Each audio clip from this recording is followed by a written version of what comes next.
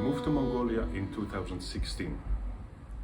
What an incredible experience. So fast, so wild. Horses, camels, sheep, goats, dinosaurs, wrestling, deserts, mountains, lakes and rivers. So far away from everything, difficult to get to, and you need a four-wheel drive to get around in the country, cross rivers and drive on the frozen Khuvsku Lake. Kashmir, terribly cold winters, very welcoming people. How beautiful! The protocols of nomadic life. Natural resources are everywhere. A country so potentially rich that all its people could be wealthy, and the skies in Ulaanbaatar crystal clear and clean. So why is Mongolia not rich? I wondered. I wanted to understand why only a few Mongolian people are rich, why most are poor. And most importantly, why poverty does not reduce when the economy is doing well. Mongolian politicians and businessmen told me, it is because of China, because of Russia. Global commodity prices have come down. The dollar is too weak or too strong. So I scratched my head. That could not be the answer.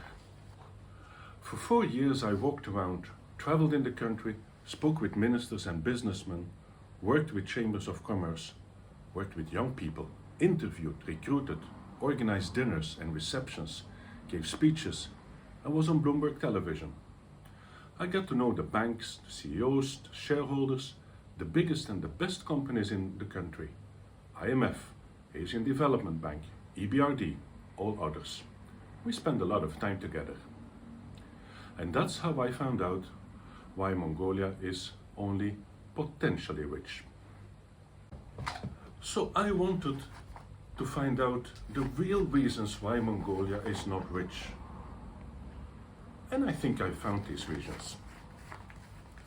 Politics are entirely interwoven with business. State-owned companies are milked for the sake of the social security of the politicians. Monopolistic thinking in business kills young startups.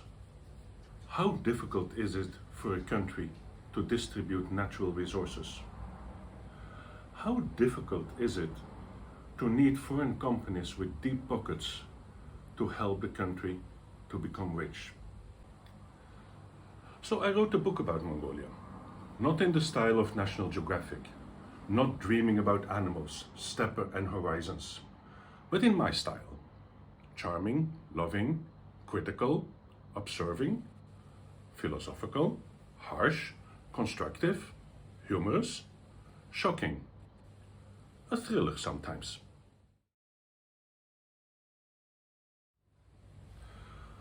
Over the last months, the young people of Mongolia have finally taken to the streets to protest the fog of the political parties, high interest rates, absence of social inclusion, corruption and greed, pollution.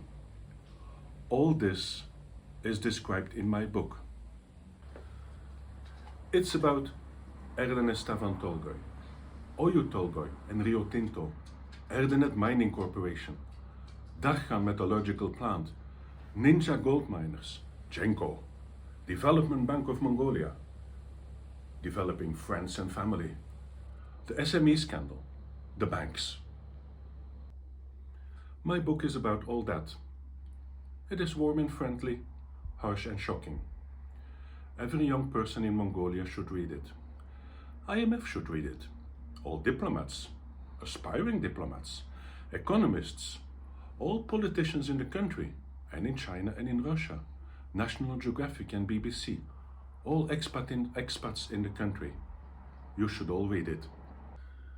As the Mongolian ambassador to Belgium said, this book is welcome and very timely. The young people of Mongolia will benefit a lot from reading.